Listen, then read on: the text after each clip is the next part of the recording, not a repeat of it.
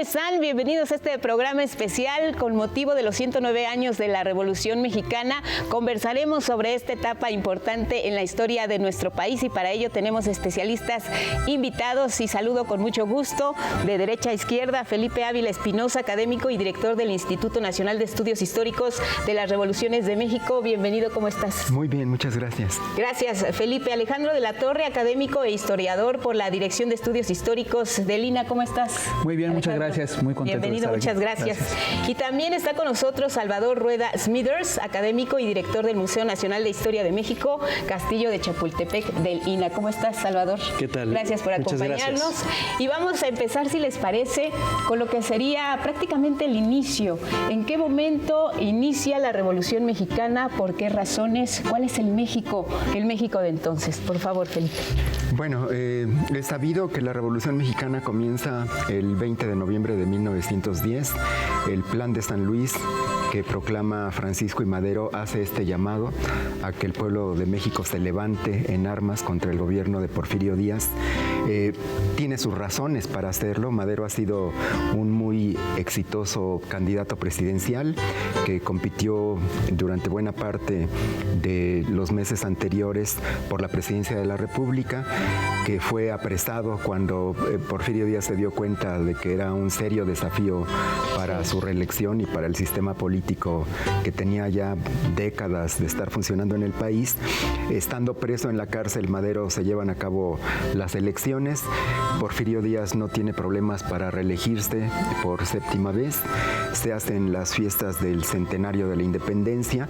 Madero recurre a tratar de denunciar el fraude electoral que hace toda una investigación con sus colaboradores que documentan todas las irregularidades que hubo durante los comicios, presentan esa documentación como prueba del fraude pidiendo que se anulen las elecciones.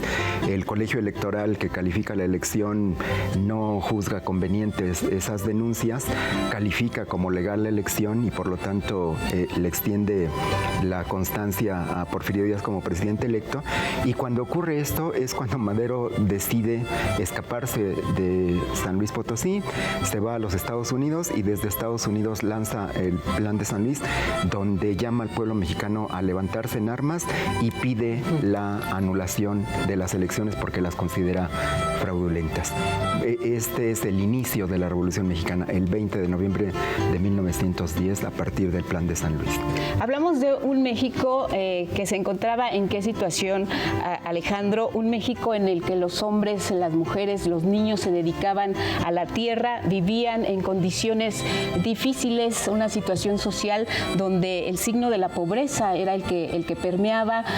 ¿Cómo se gesta esta participación o este primer paso que da pues lo que podríamos llamar la sociedad civil encabezada por luchadores, como bien nos decía Felipe, en esta figura inicial de Madero y con un gobierno de un presidente que quería nuevamente la reelección de una figura como Porfirio Díaz en un México que bien sí tenía un desarrollo económico, pero había todavía mucha desigualdad social? Alex. Pues mira, la situación es muy complicada, efectivamente. Es un país que está agostado, está muy marcado por las desigualdades. Hay efectivamente una masa del pueblo mexicano que está viviendo en condiciones de una pobreza terrible, al mismo tiempo que las oligarquías regionales y nacionales se benefician de un sistema económico fundado en la explotación capitalista, las cosas por su nombre, y que ha generado mucho descontento. Efectivamente, si bien lo que denominamos como un proceso unitario, la Revolución Mexicana, se comienza formalmente con el llamamiento de Madero, hay expresiones de mucha inconformidad anteriores y que van marcando la pauta del rumbo de la participación del pueblo mexicano en la construcción de su destino y del cambio de un gobierno y de la proyección de un nuevo país. Estoy pensando, por supuesto, en la participación muy activa de los hermanos Flores Magón en los años previos, digamos, con el inicio del siglo, que ellos forman parte de una generación de intelectuales, de intelectuales muy cercanos a las clases medias bajas, que interpretan mucho de este sentir del pueblo mexicano y que lo denuncian a través del periodismo, ¿no? El periodismo en esta primera etapa, que luego se ha llamado precursora de la revolución, como digo, con este ánimo de hacer un recorrido lineal, que en realidad es una revolución que está atravesada por muchos proyectos revolucionarios, pero que tienen en común la necesidad, digamos, imperativa de transformar el país. Y esta generación de liberales, digamos, de herederos que se asumen como herederos del liberalismo juarista, van a hacer una primera oposición al régimen porfiriano.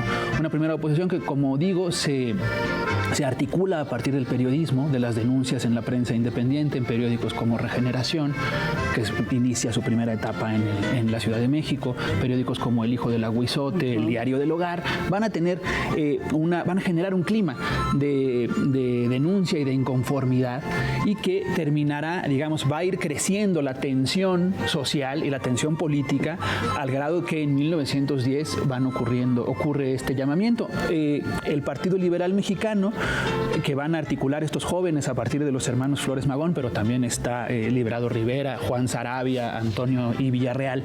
Son una generación que está curtida, hace sus primeras armas en el periodismo y que están también formadas política y emocionalmente, digámoslo así, en el liberalismo y en el romanticismo.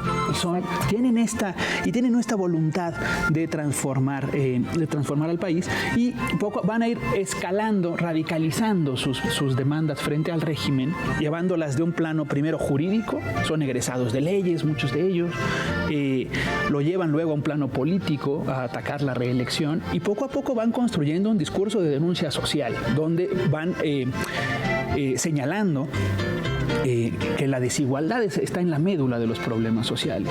El despojo de tierras, el trabajo esclavo, digamos, la guerra del yaqui que se está llevando a cabo en Sonora y que acarrea trabajadores indios rebeldes a las plantaciones enequeneras de Yucatán, va generando un clima de inquietud, de descontento social, que encuentra voz en estas primeras generaciones, claro, de la que un poco también, con la que dialoga también con sus tensiones y sus dificultades, personajes como Francisco y Madero, ¿no? Digamos, es como un clima que se viene construyendo desde por lo menos el año 1900, ¿no? Para cuando Madero hace su llamamiento a la revolución, ya hay por lo menos una década de agitación que encuentra su corolario en este llamamiento, me parece a mí. Yo agregaría solamente que hay un par de libros que son fundamentales porque se leen. Uno es el de Madero, el de la sucesión presidencial, y el otro es el de los grandes problemas nacionales de Molina Enríquez, que van creando ciertos marcos. El caso de Madero, simplemente para el asunto electoral de 1910. Pero en el de Molina Enríquez sí va generando también un vocabulario que después se va a notar en varios de los planes revolucionarios, entre ellos el mismo plan de Ayala o el plan de Tacubaya. Y la otra cosa que quería yo agregar es que la revolución en realidad fue una sorpresa. En medio de del ambiente político del que hablaba Felipe, en torno a las elecciones, están los festejos del centenario de la revolución. Y la prensa y el interés nacional, cuando menos formalmente, estaba dirigido hacia los festejos del primer centenario de la independencia. Y el último día de estos festejos, para el 23 de septiembre, es cuando le dan a Porfirio Díaz la nota de su reelección formal. Sería otra vez presidente electo. No se esperaba que el plan de San Luis Potosí, que es de octubre, es quizá una semana después o 10 días después, fuera leído y le fueran a hacer caso. Entonces hay una suerte de desprecio a lo que podía hacer Madero y lo que podían hacer todos estos lectores de Regeneración y todo este grupo de clases medias que están esperando que ya haya un cambio, que la soberbia de los llamados científicos pueda sacudirse y que entrara México al siglo nuevo, a su segundo paso como México independiente, con un cambio. Pero no, los despreciaron. Entonces hay una sorpresa. Para febrero del 11, cuando entra Madero a México con tropas armadas, están totalmente impreparados los porfirianos para afrontar estos levantamientos que son estallidos regionales. No hay un gran levantamiento nacional, sino son estallidos regionales, pero con una base social desconocida, inescrutada. Hay en este capítulo que marcas muy bien, Salvador, este asunto. Estábamos en plenos festejos por 100 años de lo que era la independencia, donde se alcanzaron ideales. Esa fue una lucha muy larga. Sin embargo, ahora lo que no había era tiempo precisamente para las conquistas y la mejora de lo que la población esperaba a raíz de lo que era la Revolución Mexicana. Ver y observar una reelección de Porfirio Díaz significaba continuismo, y lo que no querían, en este caso Madero, que era quien inicia esta gesta revolucionaria, era el continuismo, pero no iba solo. El plan de San Luis para derrocar a Porfirio Díaz tenía que tener sustento. De ahí comienzan, de alguna manera, a organizarse otros esquemas distintos a los que vimos en una lucha armada como la independencia, donde la gente salió con sus armas a pelear y a defender sus espacios, sus tierras y sus garantías. En la Revolución Mexicana hay un paso que se da con estos intelectuales, con estos antecedentes, que viene siendo muy importante, y comienza también la formación ya de un sistema político, sí, podemos llamarlo así, un sistema político como tal para México. Fíjate que yo creo que hay que recordar el año de 1908, porque en 1908 aparece la entrevista que le da Porfirio Díaz al periodista James Krillman, que es publicada, es una muy larga entrevista en El Imparcial, que se lee con avidez por la clase política mexicana, porque en esa entrevista Porfirio Díaz lo que dice es que México ya está maduro para ser un país democrático, que él ya no se va a presentar a la reelección y que vería con muy buenos ojos la formación de partidos políticos nuevos que compitan en las elecciones, y casi les está ofreciendo que van a ser elecciones libres y transparentes para que por primera vez en décadas se elija democráticamente a los gobernantes. Bueno, esta entrevista crea una efervescencia política en el país inédita, porque se organizan muchos grupos, muchas asociaciones, muchos clubes, y quien comienza a capitalizar este descontento es Bernardo Reyes, que era uno de los personajes políticos más importantes del sistema porfirista. Había sido ministro de guerra, era gobernador de Nuevo León, era quizá el jefe con más prestigio y apoyo dentro del ejército, y él quería ser el sucesor de Porfirio Díaz, ¿no? Entonces, cuando Díaz dice que ya no se va a reelegir, él dice, bueno, pues yo puedo ser el relevo. Claro. Y sus seguidores se organizan, y de verdad hay una especie como de insurgencia cívica en 1908 y 1909, porque las clases medias nuevas, artesanos, trabajadores, intelectuales, estudiantes, profesores, se lanzan a la palestra política tratando de que se vaya abriendo el cerrado sistema porfirista. Y Porfirio Díaz al principio cree que lo puede manejar. Cuando ve que el reyismo ya se está convirtiendo en un serio problema, pues lo descabeza, como lo solía hacer, lo manda exiliado a Europa, a Bernardo Reyes, y el reyismo se queda sin su líder. es en este momento cuando aparece Madero, que es un personaje fascinante y completamente atípico, porque es miembro de una de las familias más poderosas económicamente de la República, que tiene una formación humanista que es muy romántico, altruista, es vegetariano, es homeópata, es espiritista también, que es un personaje que no pertenece a la clase política tradicional. Entonces es como alguien que viene de fuera y que escribe un libro después de haber ido preparando el terreno desde 1904, 1905, 6 y 7, a través de una correspondencia brutal, porque escribía todo el día, todo el tiempo. Tiene miles de cartas que escribía a, yo creo que los principales opositores políticos que había en México.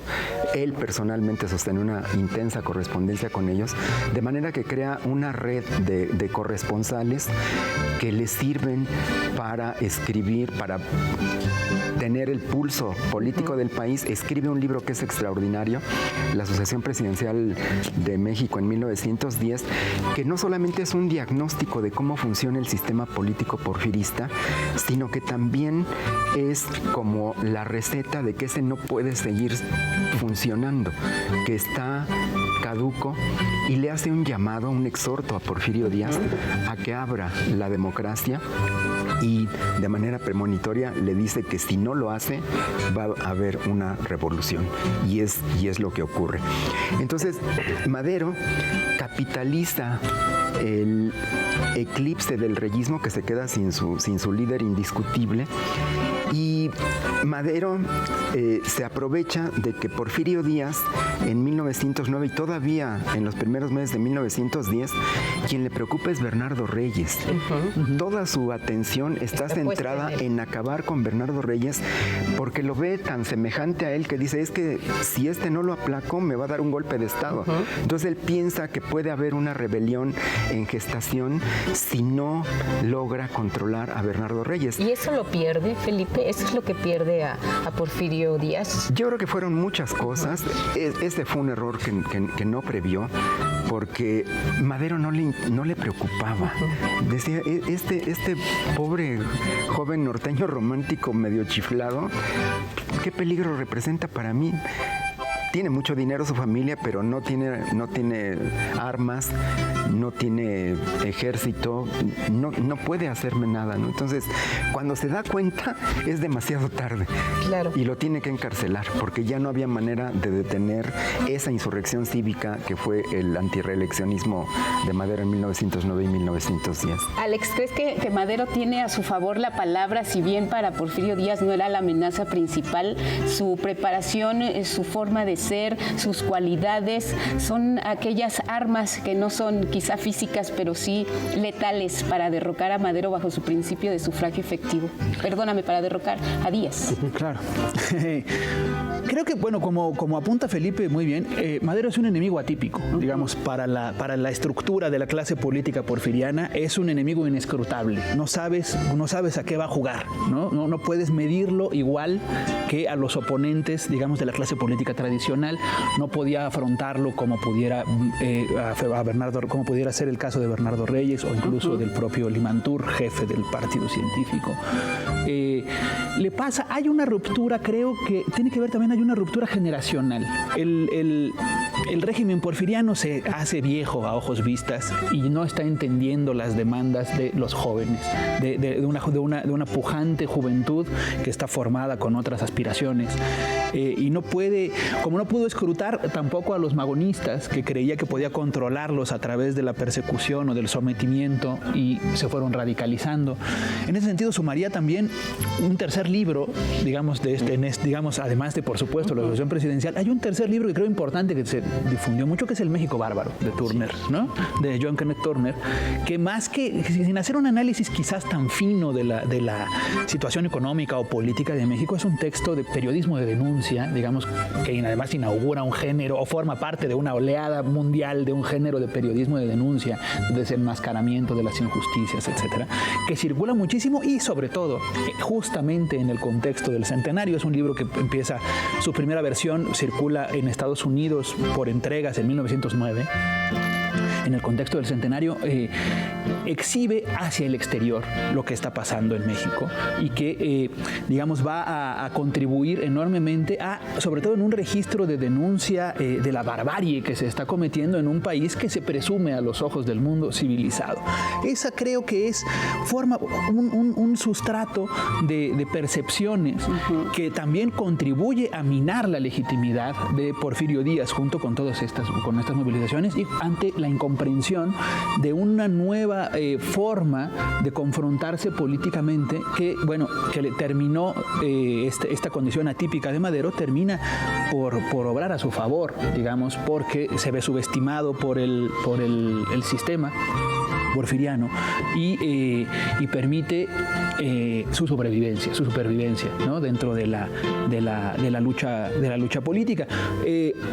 Por supuesto que tiene que ver también le permite jugar cierta ambigüedad a Madero en términos de control político, porque, como apunta Felipe, pues forma parte de una familia que hasta hace no mucho estaba bien avenida con el régimen, etcétera. Le permite cierto margen de tolerancia que cuando efectivamente Porfirio Díaz reacciona, ya no tiene para dónde hacerse y tiene que obrar como lo hubiera hecho con un enemigo tradicional tratando de someterlo. En eso es demasiado tarde. Sí creo que esta aparente heterodoxia de Madero, que pudiera ser una desventaja, termina obrando en su favor, por supuesto que sí, ¿no?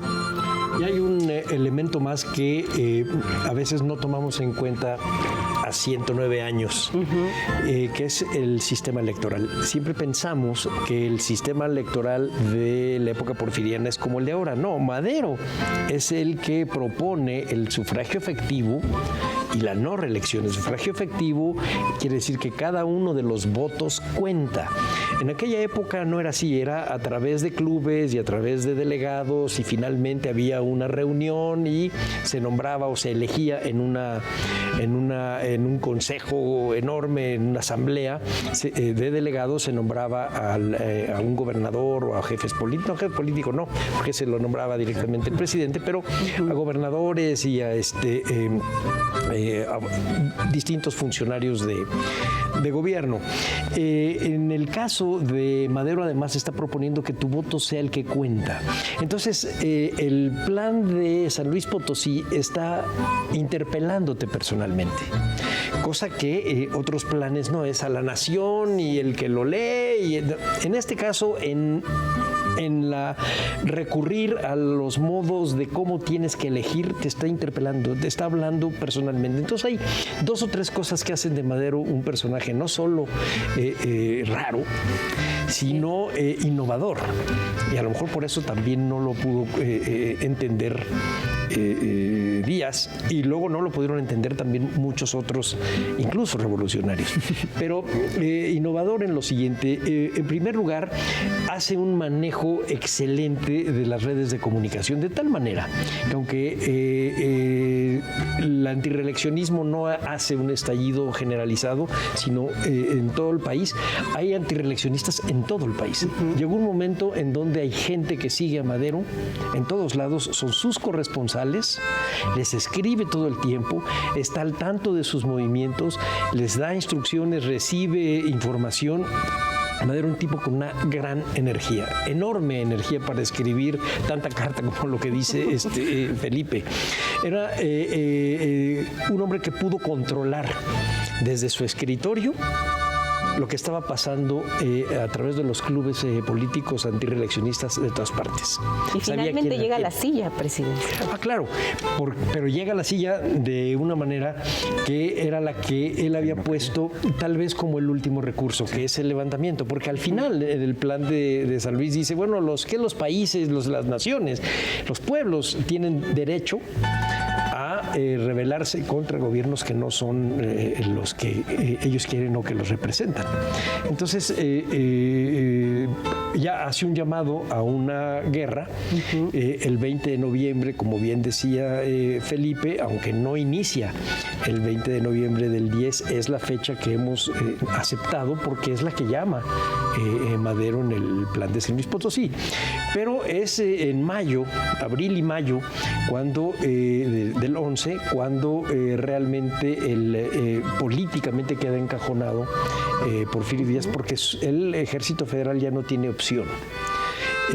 Cuando menos no tiene opciones abiertas de una guerra frontal contra un enemigo que ves.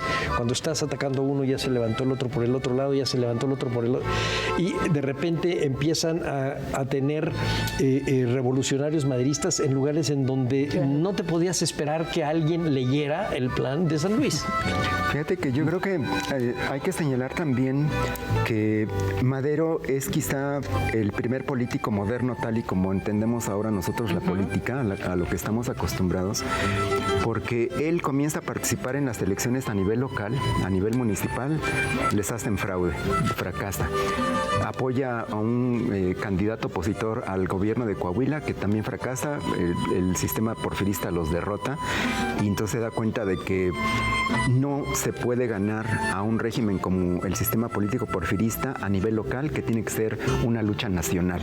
Y desde entonces se propone construir un partido político nacional.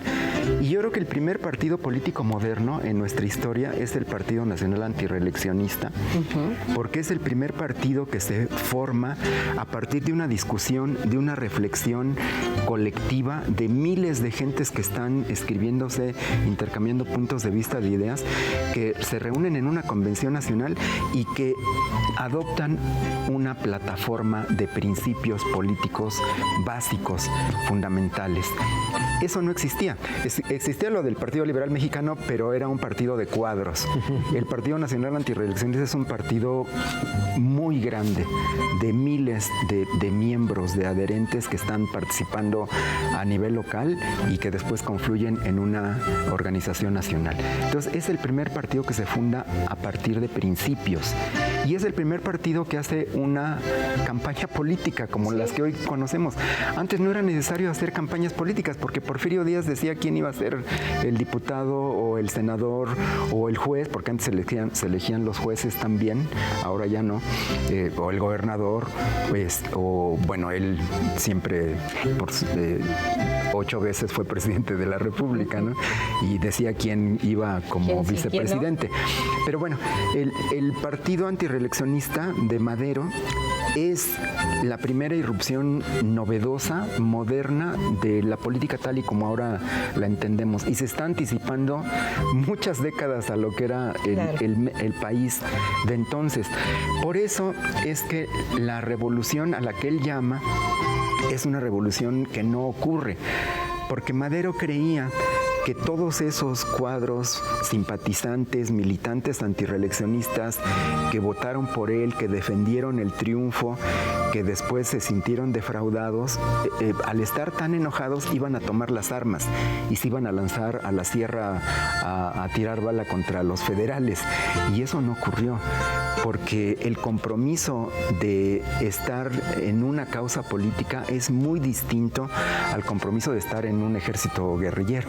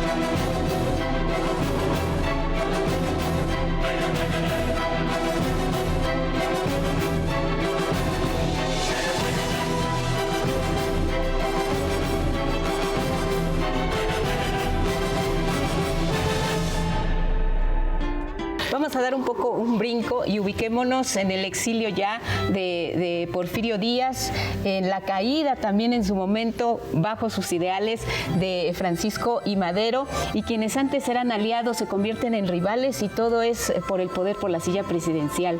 Villa, Zapata, están peleando bajo esa causa. ¿Cómo podemos insertar a esos nuevos personajes siguiendo ya el camino que van dejando Porfirio Díaz y en su momento también el camino que va dejando Francisco y Madero? Alex. Bueno, es muy complejo. No necesariamente los proyectos políticos que están en juego van a contemplar la toma de la presidencia. Okay. Pasan por reivindicaciones de muy distinto tipo, aunque inscritos en el gran torrente revolucionario. Primero que nada, la forma en la que cae Porfirio Díaz, digamos, en esta insurrección, que también es una insurrección rara, cuya batalla definitiva se lleva a cabo en Ciudad Juárez, ¿no? Lejísimos de la Ciudad de México, lejos de un paradigma de conquista del centro, del poder neurálgico, del centro de poder. Habla también de un régimen que está sometido a una presión de orden político y a una presión simbólica, digamos. En lo que cifraba su legitimidad y su permanencia en el poder, Porfirio Díaz, era por una parte en ser imbatible. Sufrir una derrota era el principio, era la fractura definitiva, ¿no? Entonces, no ganar las elecciones con carro completo era ya de por sí misma una derrota, Entonces, bueno, eso por una parte. Y luego surgen llamados por Madero en esta necesidad de renovar el régimen político, salen a la luz sujetos políticos que tienen reivindicaciones de muy diverso orden, también mucho más profundas, ¿no? Es el caso de la insurrección zapatista en Morelos o en el norte con la insurrección de Francisco Villa, que, digamos, sí, enarbolan el estandarte de la no reelección, pero van van acumulando a esa demanda de transformación política demandas de otro orden, de mucha más profundidad social. No pasa, me parece a mí, paradójicamente, por estos proyectos, la toma del poder necesariamente, sino la resolución de demandas concretas y la posibilidad de construcción de formas de gobierno distintas. ¿El bien común? Quizás el bien común sea una de las formas genéricas de definir parte de este sentir popular que articulan que logran articular figuras gigantescas como la de Emiliano Zapata o la de Pancho Villa, que van a sumar a la demanda de orden político y que le van a dar me parece que la irrupción de estos sujetos sociales al torrente revolucionario va a darle un enorme sentido profundo a la lucha, que mucho más allá de la transformación política, ¿no? Y que sí, bueno, va a detonarse una lucha de facciones y tal, pero digamos, primero que nada, apoyan a Madero y luego tienen un momento de duda porque Madero, el gobierno de Madero es un gobierno, por decirlo menos, que dubitativo en muchos de sus decisiones. Para llegar a la presidencia hace pactos con tirios y troyanos que terminan al mismo tiempo minando su legitimidad. Se genera un clima de una retórica en la prensa, de retórica golpista, ¿no? que aprovechando una especie de libertad de prensa lo critican en demasía desde puntos de vista restauracionistas, es decir, que apoyan puntos de vista como los de Porfirio, de las élites porfirianas que están inconformes, revolucionarios que consideran que la revolución no está haciendo lo suficiente y que esto va a generar un clima de inestabilidad y sobre todo va a permitir a un sector conservador encabezado, digamos, o no encabezado, sino que le toca ser el brazo ejecutor a Victoriano Huerta, a un sector un sector conservador, le permite dar un golpe militar que forma parte de la historia universal de la infamia, digamos. Sí, Salvador, y si nos puedes comentar parte de esto. Sí, yo quisiera hacer nada más un poco, sintetizar un poco lo que acaba de decir Alejandro. En realidad, efectivamente, el gobierno de Madero acaba siendo un gobierno dubitativo, porque lo que tiene enfrente primero era ganar las elecciones. Tuvo que haber un presidente interino y después irse a elecciones, etcétera. Entonces lo rebasan muy rápidamente los otros revolucionarios, Pascual Orozco en el norte, Zapata en el sur. Cuando Madero empieza a tomar las riendas, hay una gran lucha en contra, efectivamente restauracionista la mayor parte de la prensa, pero atacaba a Madero como persona. Entonces el chiste era cómo hacer que Madero perdiera la investidura de caudillo. Cada vez lo ridiculizaban más, lo calificaban más, lo hacían más chiquito, efectivamente, más ingenuo, más manejable por gente como Zapata, etcétera. Hay una campaña que quiere hacer una restauración de la etapa anterior, cuando ya Porfirio Díaz no está en México ni le interesa esto. Lo que les interesa realmente es que Madero no siga. Ni siquiera es un periodismo que tuviese una línea política muy clara. Su única línea política era inmediata y era cómo pegarle a Madero. Entonces, por un lado, los revolucionarios se levantan, pero por otro, como bien dice Alejandro, los antiguos grupos reyistas incrustados en el ejército no se han ido. No solo no se han ido, sino empiezan a complotar con, por ejemplo, los hacendados de Morelos, que sentían que el zapatismo les estaba afectando mucho en su vida productiva. Y empiezan a complotar de tal manera que cuando lo que crees es que el enemigo principal de Madero son Zapata y el plan de Ayala, o lo que quedara del orozquismo en el norte y su plan de la empacadora, las peores voces son las que se levantan. Y entonces hay toda una campaña que prepara un golpe, empezando a disminuir la figura del presidente.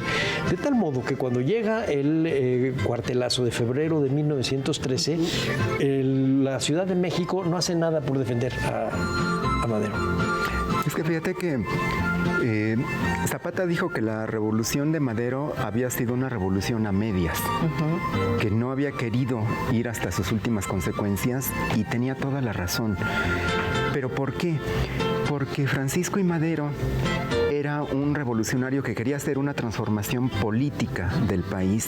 Pensaba que esa era la llave maestra para resolver los problemas nacionales.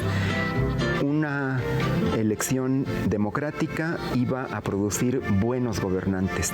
Los buenos gobernantes iban a hacer buenas leyes y esas leyes iban a resolver los problemas del país. Sí. Entonces, él se propone derrocar a Porfirio Díaz y lo logra y cree que con eso ya se triunfó. Y Zapata le dice, no, la revolución no era nada más para cambiar de presidente. La revolución, en el caso nuestro, era para recuperar las tierras que nos pertenecen y que nos despojaron de ellas. Entonces, no se cambia la cosa nada más con un mejor gobernante, aunque usted sea un mejor gobernante que Porfirio Díaz. Aquí la revolución significa que los pueblos recuperen su tierra, y junto con esto hay muchas otras demandas que rebasan el simple cambio político. Ahora, Madero es un demócrata, y eso hay que reconocérselo, un gran demócrata, y parte de su tragedia es que pues sí permitió libertad de prensa, sí trató de respetar a los otros poderes, tuvo una cámara absolutamente opositora porque se había elegido con Porfirio Díaz y eran puros científicos y reyistas que lo bloquearon, pero además yo creo que la tragedia de Madero se explica porque la revolución que realmente ocurrió era una revolución que él no quería, porque él quería un cambio democrático y pacífico. Y la revolución que realmente ocurrió fue una revolución espontánea, masiva, plebeya, radical, que quería ir mucho más allá de lo que quería Francisco Madero, y eso le asusta. Y por eso negocia con Porfirio Díaz el gobierno de transición y acepta dos cosas que lo marcan para siempre, que es aceptar la continuidad del orden jurídico de Porfirio Díaz, del ejército porfirista, de buena parte de la clase política porfirista, y desmovilizar a su propio ejército. Entonces se queda solo, con sus enemigos, gobernando con buena parte de sus enemigos. Con el enemigo. Tenemos una serie de fotografías y me gustaría un comentario de ustedes, en particular sobre esta que estamos viendo, donde se encuentra pues Villa y está Zapata. Cada uno de estos personajes que identificamos nosotros como los héroes de la revolución tiene una frase que los identifica y que es la que hasta nuestros días se recuerda, ¿no? Madero, sufragio efectivo, no reelección. Ahí está también Zapata con tierra y libertad.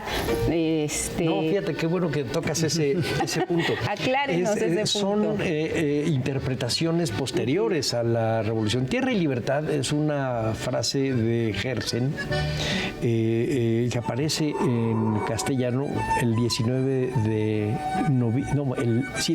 noviembre de 1910, es decir, un día antes de lo que debería de ser el levantamiento, y aparece en Regeneración.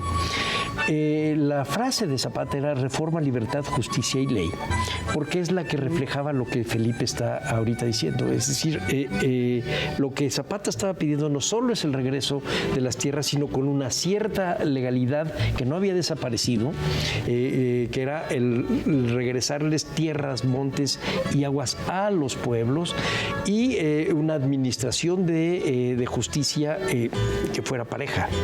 Es decir, él, incluso cuando le llegan a proponer el de tierra y libertad, dice, pues me gusta mucho, pero no quiero ese. Yo quiero el que ya tengo, que es reforma, libertad, justicia y ley. Pero pensemos en una cosa ya de la posrevolución. En términos de la proyección de imagen y de la eficacia, digamos, de la imagen, reforma, libertad, justicia y ley es un lema demasiado largo, y en cambio tierra y libertad, que son básicamente dos puntos de los que él había estado buscando, sintetizan en los murales, en los grabados, en todos lados, y lo que debió haber sido el espíritu zapatista. Y entonces hablamos de un zapatismo sin Zapata con eso, pero lo reconocemos inmediatamente. Claro. Es decir, ha sido eficaz, aunque no haya sido el de él, ha sido eficaz porque se lo proponemos y le queda perfectamente. Encaja, Alejandro. Abundando un poco en lo que dice Salvador, efectivamente es un lema muy poderoso, digamos, tiene además el don de la brevedad y de esta síntesis luminosa, que en efecto viene de los populistas rusos de finales del siglo XIX y se difunde en español a través de las redes de prensa anarquista. Hay un periódico de Barcelona desde 1906 que se llama Tierra y Libertad, ¿no? Y los anarquistas andaluces que están en luchas por sus tierras se reivindican, se ven reflejados, dialogan con este lema con mucha naturalidad. En efecto, le viene a Zapata de maravilla, y además a través de la palabra es un punto de contacto entre la revolución magonista del Partido Liberal Mexicano, que ya se había radicalizado hasta posturas insurreccionales anarquistas, con el zapatismo, que van a tener una relación muy intensa a lo largo de todo el proceso revolucionario. Además, creo que en concreto el poder que tiene esa imagen específica es uno de los momentos más luminosos y más crípticos de la revolución, ¿no? Digamos, del proceso revolucionario. En el imaginario político mexicano desde el siglo XIX, desde que puede llamarse mexicano, digamos, te digo, quizás desde Iturbide, la silla tiene una especie de majestad maldita, ¿no? Es una especie, entraña una figura de reverencia que atemoriza, sobre todo atemoriza porque parece que quien entra en contacto con ella se convierte en un monstruo, ¿no? Quien entra en contacto con ella se contamina de ese poder que corrompe, diría. Se vuelve malo, decían ellos. Exacto, sí, exacto, se vuelve malo. Entonces, es un momento en el que estos personajes, estos dos líderes populares, entran a la Ciudad de México y la vuelven de cabeza. Y tomarse la foto, ese registro en la silla presidencial, tocan la silla sin tocar el poder. Lo cual los mantiene en una condición de héroes, digamos, porque sí parecen estar hechos de otro forje, de todos los que han pasado por ahí y les ha contaminado la maldición de la silla, ¿no? Es un momento muy poderoso de la revolución, porque implica el triunfo de una moral revolucionaria, ¿no? Digámoslo así, el triunfo de una revolución sin el triunfo de la revolución, ¿no? Y además de quién están rodeados, no están solos los dos, claro. Podrían ser los personajes principales, ¿no? Así es. Yo en este momento, vienen acompañados de sus respectivos estados mayores y hay una radiografía de la Ciudad de México en chiquito que los recibe, ¿no? En esta, no recuerdo ahora los nombres de algunos de los personajes, pero está Otilio Montaño. Otilio Montaño, exacto. Está Fierro al lado derecho. Exacto. Se supone que atrás está Dolores Jiménez y Muro. Uno de los niños es el hijo de Zapata. Así es. Sí, están rodeados de sus allegados, ¿no? Sí.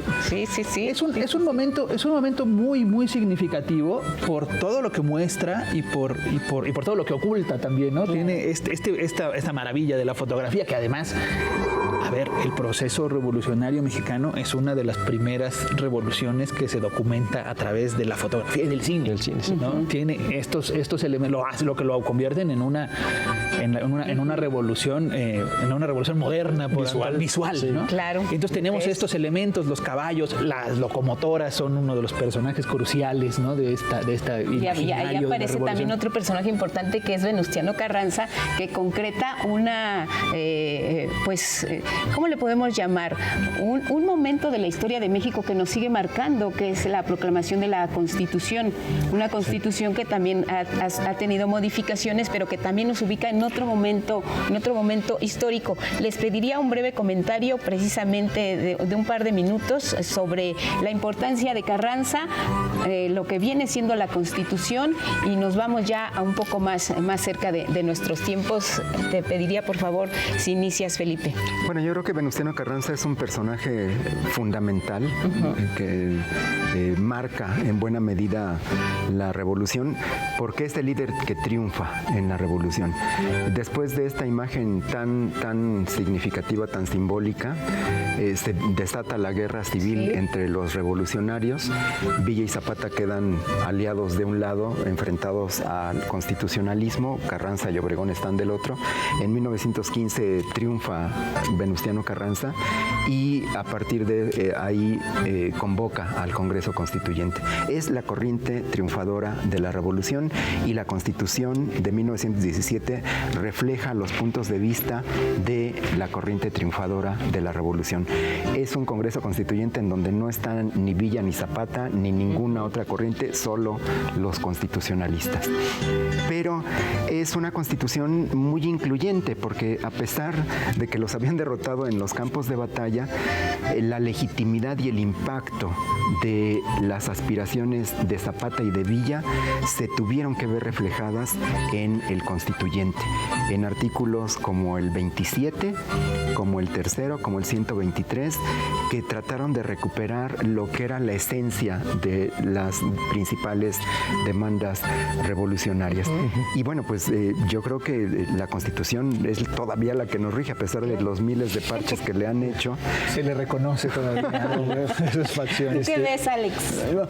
Creo que Venustiano Carranza efectivamente encarna también, además de este papel fundamental que señala Felipe, encarna también la paradoja un poco del líder revolucionario, del caudillo revolucionario, que vive el propio Madero. Es decir, encabezar una revolución, tratar de encauzarla y al mismo tiempo buscar contenerla, ¿no? Está en esta triple contradicción, porque trata de conducirla por un rumbo político, pero trata de que estas demandas sociales no rebasen la plataforma política y los márgenes del Estado y esto, y al mismo tiempo tiene que hacer concesiones sociales para que esto no reviente y no aumentar la tensión. O sea, se enfrenta a las paradojas de los estadistas que después que tienen que lidiar con la revolución con viento a favor o con viento en contra, digamos, pero que tienen este papel contradictorio, ¿no? A Carranza le toca desempeñar este papel en un primer momento como la figura central de un proyecto triunfante, ¿no? De una facción triunfante.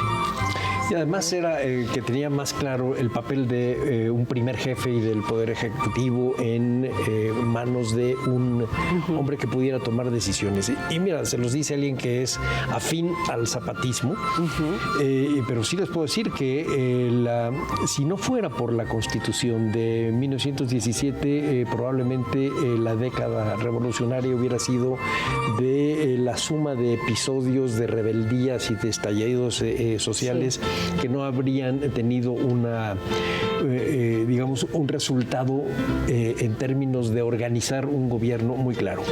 La Constitución son esos 100 días que van del 14 de septiembre del 16, cuando hace la convocatoria a elecciones, pero además Carranza, muy listo, busca las fechas simbólicas, 14 de septiembre, para que lo leas el 15, en donde está la convocatoria para nombrar candidatos a la Diputación Constituyente. El 22 de octubre, que son las elecciones que corresponde a la Constitución de Apatzingán, el primero del 20 de noviembre al 1 de diciembre son las discusiones de las credenciales de los diputados que ganaron. El 20 de noviembre, ¿no? O sea, es muy para que la Constitución salga el 5 de febrero. En correlación con la Constitución del 57. Ahora, discuten mucho. Además, Carranza les pasa a los constituyentes libros sobre cómo fueron los debates de la Constitución del 57, porque el chiste es que los que entran como constituyentes no son políticos hechos, son ciudadanos de buena fe, que creen en la revolución. Y entonces hacen cosas que Carranza no esperaba que hicieran. Por ejemplo, el artículo 123, que es lo que hace que la Constitución sea totalmente nueva, es un capitulado completo. Eso no existía en la del 57. Pero efectivamente, como dice Felipe, es incluyente. El artículo 115, por ejemplo, tiene que ver con la libertad de los municipios, y es una de las cosas que más le preocupaba a Zapata. Nosotros siempre hemos hablado de Zapata y la tierra, sí, pero la idea del gobierno municipal le preocupó sobremanera, y de la manera como tenían que estar hechas las elecciones municipales, los relevos, las representaciones municipales, le preocupaba sobremanera. En el 115 queda aclarado. Hay una parte oscura, por supuesto, del carrancismo, que es la manera como lleva adelante la guerra. Esa es otra cosa. Es decir, así como es un gran estadista, en serio es un estadista, puede hacer la Constitución, se enfrenta a la descortesía de la diplomacia norteamericana en el contexto de la guerra mundial y del final de la guerra mundial. Es un hombre en eso muy firme. Sí. Él pudo rodearse además de gente de primerísima categoría en términos ideológicos, etcétera, desde Mújica, Luis Cabrera, etcétera. Pero la manera como llevan la guerra no es nada feliz. Y de hecho, en las zonas zapatistas, en una guerra casi de exterminio. Ahora les pediría que hiciéramos un ejercicio volando un poco contra el tiempo y nos ubiquemos en otra de nuestras fotografías que nos muestra al personaje, a Cárdenas, un personaje que sigue acompañando la historia de nuestro país. ¿Qué es lo que ven en esta fotografía? Y tenemos muy poco tiempo, Felipe. Bueno, es un momento culminante de la Revolución Mexicana, es la lectura del decreto de expropiación petrolera, que significa un parteaguas en el desarrollo de nuestro país, no solo en términos políticos y sociales, sino también en términos económicos.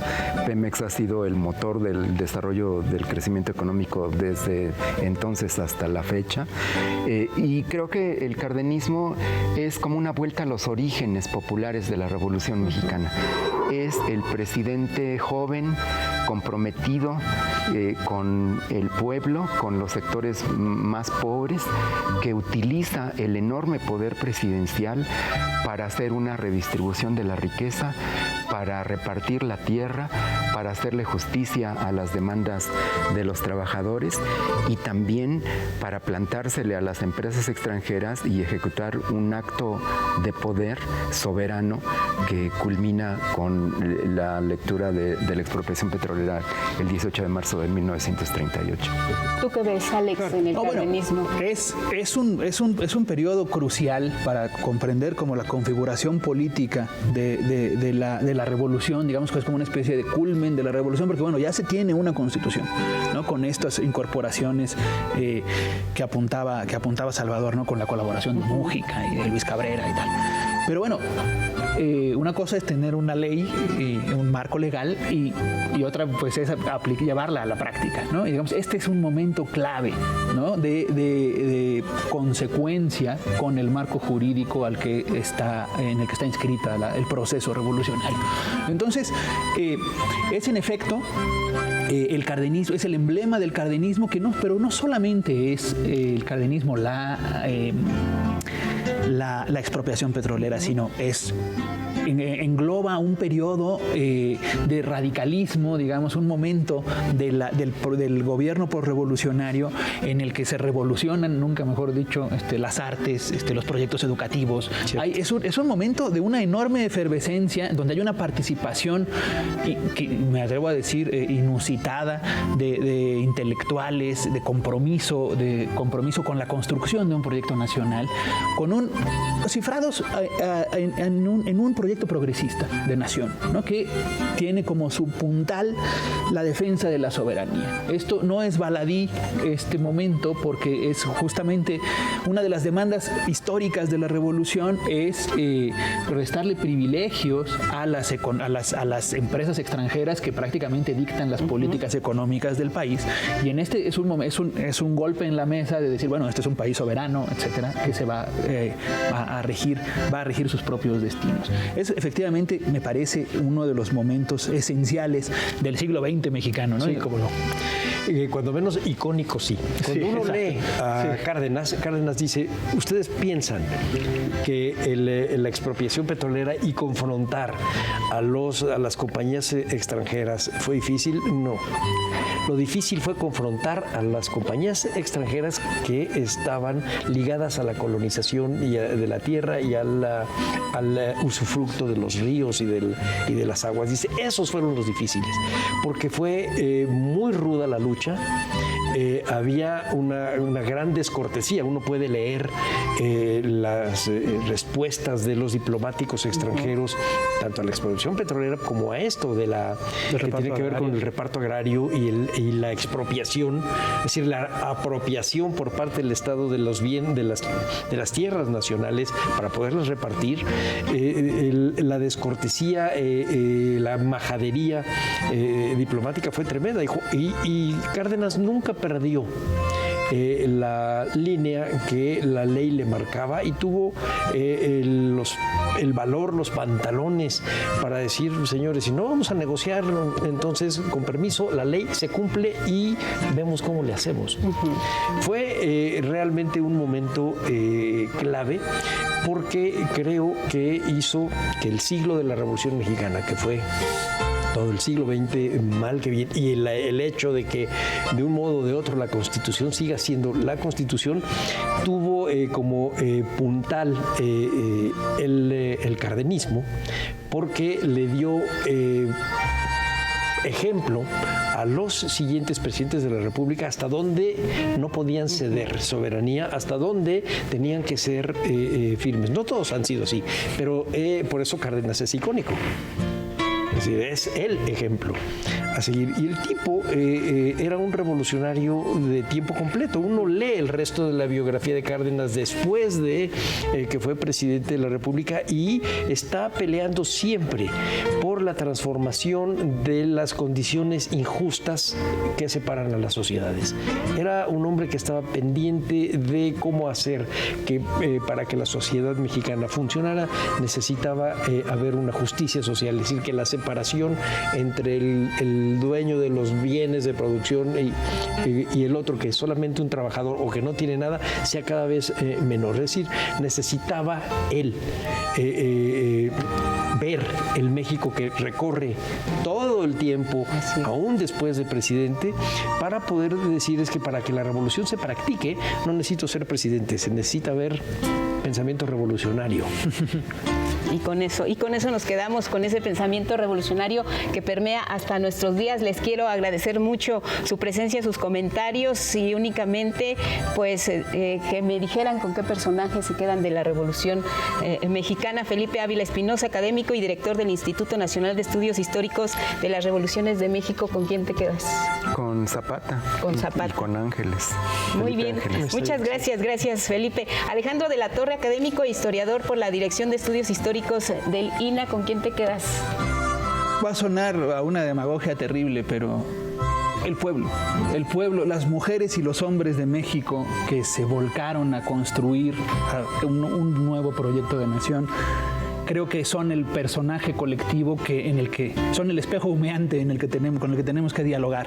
Ese pueblo mexicano, sí, están estas grandes. Yo tengo debilidad particular por Ricardo Flores Magón, pero más allá de esa, o la figura de Zapata, inmortal, ¿no? Pero creo que estos personajes y estos momentos no se explican sin la fuerza y el impulso del pueblo mexicano, ¿no? Muy bien, pues muchas gracias. Salvador Rueda Smithers, académico y director del Museo Nacional de Historia de México, Castillo de Chapultepec, del INAH. ¿Con quién te quedas, Salvador? Bueno, yo siempre he pensado que los que están en la segunda fila de la historia son los que son el verdadero motor de la historia. Entonces yo me quedo con el joven Cárdenas de la época de la Revolución y de los años 20, cuando está atrás todavía de Mújica, de Carranza, de Calles, etcétera.